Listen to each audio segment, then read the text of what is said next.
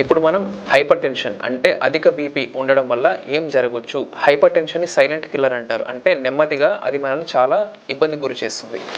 ఎందుకు ఇలా అవుతుందో తెలుసుకుందామండి. ముఖ్యంగా మనం ఇండియన్స్ మన ఫుడ్ హ్యాబిట్స్ ఏంటి అంటే పెద్దవాళ్ళు ముఖ్యంగా మనం చూస్తే పచ్చళ్ళు ఎక్కువ తింటూ ఉంటారు. మన అలవాట్లు ఏంటంటే పాపడ్స్ తినడము, బయట చిప్స్ తినడము చిన్నప్పటి నుంచే స్టార్ట్ అవుతుంది. ఈ మధ్య చిప్స్ తినడం అనేది.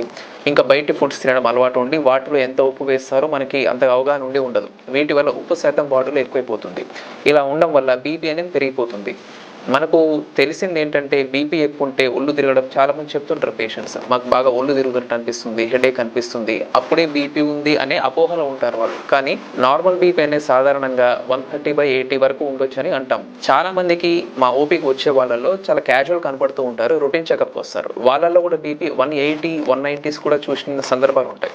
సో ఏంటి అంటే బీపీ ఎక్కువున్నప్పటికి కూడా అది మనకి లక్షణాల రూపంలో బయటికి రాకపోవచ్చు. అందుకని మనం అలర్ట్‌గా ఉండాలి. మన ఫుడ్ హ్యాబిట్స్‌ని మనమే గమనించుకోవాలి.